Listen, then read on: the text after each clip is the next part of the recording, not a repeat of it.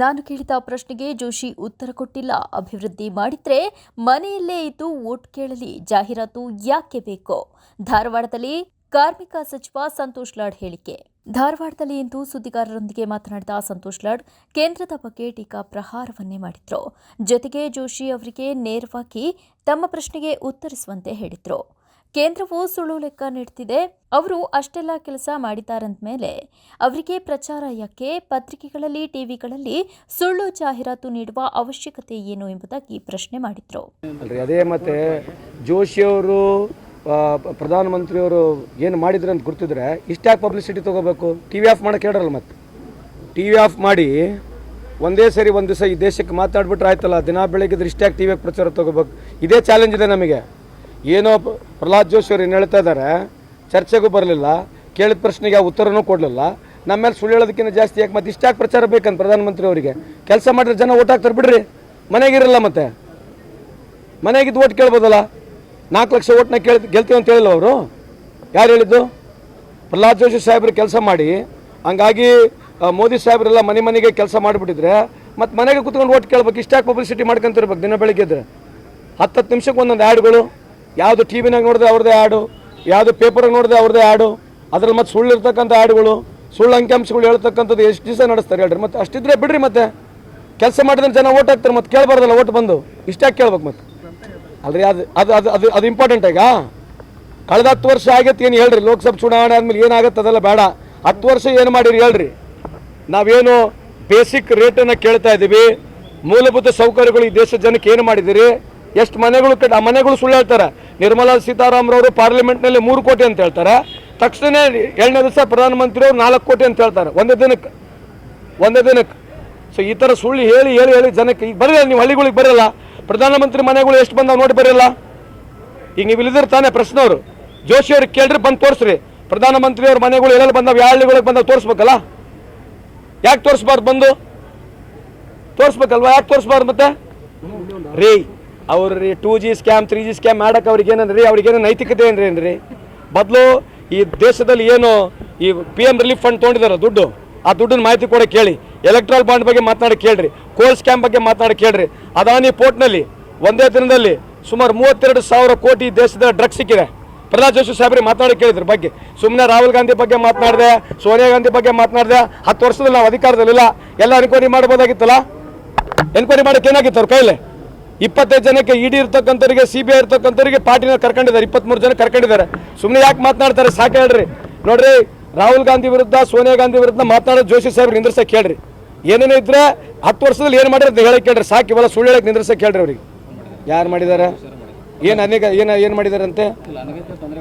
ಏನು ಅನೈತಿಕತೆ ತೊಂದರೆ ಅಲ್ರಿ? CBI ED ಎಲ್ಲ ದಿನ ಬೆಳಗ್ಗೆ ಅದೇ ಕೆಲಸ ಮಾಡ್ತಾವಲ್ರಿ. ಈ ದೇಶದಾಗ ಏನು ಕೆಲಸ ಮಾಡ್ಯಾರ? CBI ಫೆರಾ ED ಬಿಟ್ಟರೆ ಇನ್ನೇನು ಕೆಲಸ ಮಾಡ್ಯಾರ 10 ವರ್ಷದಾಗ? 25 ವರ್ಷದ ಮನೆ, 25 ಪೊಲಿಟಿಷಿಯನ್ಸ್ ಮೇಲೆ ರೈಡ್ ಹೊಡಿತಾರೆ ಮನೆಗಳು. ಅದ್ರ 23 ಜನ BJPಗೆ ಇದ್ದಾರೆ. ಅಂದ್ರೆ ಅರ್ಥ ಏನು? ಇದ್ರ ಬಗ್ಗೆ ಚರ್ಚೆ ಮಾಡಿ ಕೇಳ್ರಿ. ಸುಮ್ಮನೆ ಸಾಕು ಹೇಳ್ರಿ. ಸುಳ್ಳು ಹೇಳೋದು ಪ್ರಹ್ಲಾದ್ ಜೋಶಿ ಅವ್ರದ್ದು, BJP ಅವ್ರದ್ದು ಇದೊಂದು ಬೈಪಾಟ್ ಆಗ್ಬಿಟ್ಟಿದೆ. ಸುಳ್ಳನ್ನ 10 ಸಲ ಹೇಳಿ ಜನಕ್ಕೆ ನಿಜ ಮಾಡ್ತಕ್ಕಂಥದ್ದು ಬಿಟ್ಟರೆ ಇನ್ನೇನಿಲ್ಲ. ಕೋವಿಡ್ ವಿಷಯದಲ್ಲಿ ಎಲ್ಲ ಮಾತನಾಡ್ತಿದ್ದೆ. ಕೋವಿಡ್ ಸಂದರ್ಭದಲ್ಲಿ ಎಷ್ಟು ಜನ ಸತ್ತಿದ್ದಾರೆ ಗೊತ್ತಿದೆ ನಿಮಗೆ? ದೇಶದಲ್ಲಿ 45 ಲಕ್ಷ ಜನ ಜೀವ ಕಳ್ಕೊಂಡಿದ್ದಾರೆ. ಯಾರಿಗೆ ಹೋಗಿದೆ ಪರಿಹಾರ? ಯಾರಿಗೇನು ಹೋಗಿದೆ ಈ ದೇಶದಲ್ಲಿ? ಸುಮ್ಮನೆ ಮಾತಾಡೋದು. ನಾನು ಬೇರೆ ದೇಶಕ್ಕೆ ಹೋಗ್ಬಿಟ್ಟಿದ್ದೆ, ಅಲ್ಲಿ ಕೇಳಿದಂತೆ ಕೋವಿಡ್ನ ನೀವು ಹೆಂಗೆ ನಿರ್ವಹಣೆ ಮಾಡಿದ್ರಿ, ಇದು ಹೊಸದಾಗಿದೆ, ಇದು ನರೇಂದ್ರ ಮೋದಿ ಅವ್ರ ಭಾರತ ಅಂತೆ. ನರೇಂದ್ರ ಮೋದಿ ಅವ್ರ ಭಾರತದಲ್ಲಿ 45 ಲಕ್ಷ ತೀರ್ಕೊಂಡು ಹೋದ್ರು. ಗ್ಯಾಸ್ ಇರಲಿಲ್ಲ, ವೆಂಟಿಲೇಟರ್ ಇರಲಿಲ್ಲ, ಡ್ರಗ್ ಸಿಗಲಿಲ್ಲ, ಕಾಮನ್ ಡ್ರಗ್ ಸಿಗಲಿಲ್ಲ. ಅವ್ನು ಡ್ರಗ್ ಮಾಡಿದವನು ಪುಣ್ಯಾತ್ಮ ಇವ್ರಿಗೆ ದುಡ್ಡು ಕೊಟ್ಟಿದ್ದಾನೆ. ಯಾರು ವ್ಯಾಕ್ಸಿನ್ ಕೊಟ್ಟಿದ್ದಾನ? ಯಾರು ವ್ಯಾಕ್ಸಿನ್ ಕೊಟ್ಟಿದ್ದವನು? ಪುನವಲ್ಲ, ಇವ್ರಿಗೆ ದುಡ್ಡು ಕೊಟ್ಟು ಹೋಗಿದ್ದಾನೆ ಅವನು. ಇವೆಲ್ಲ ನೂರದ ಚರ್ಚೆ ಮಾಡೋಕ್ಕೆ ಸುಮ್ಮನೆ ನೋಡ್ರಿ.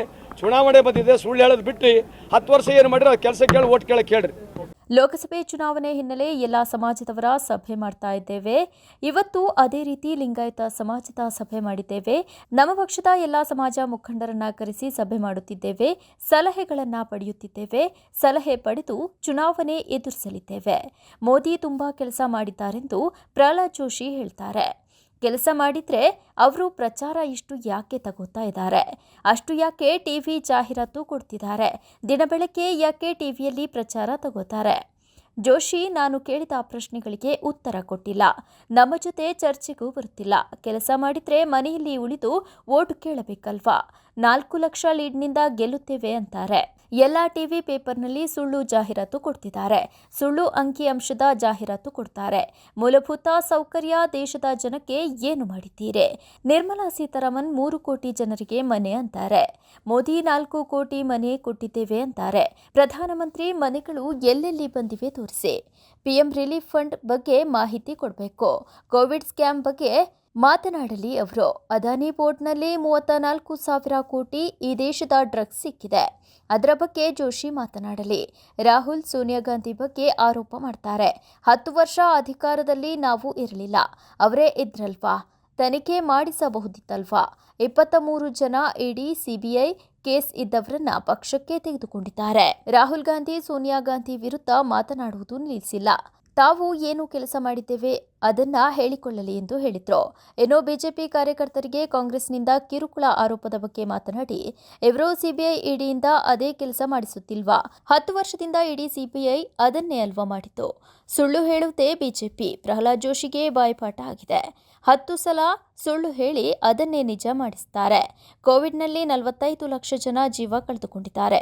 ನರೇಂದ್ರ ಮೋದಿಯವರ ಭಾರತದಲ್ಲಿ 45 ಲಕ್ಷ ಜನ ತೀರಿಕೊಂಡರು. ವ್ಯಾಕ್ಸಿನ್ ಕೊಟ್ಟ ಪೋನವಾಲ್ ಇವರಿಗೆ ದುಡ್ಡು ಕೊಟ್ಟು ಹೋಗಿದ್ದಾನೆ ಎಂದು ಹರಿಹಾಯ್ದರು.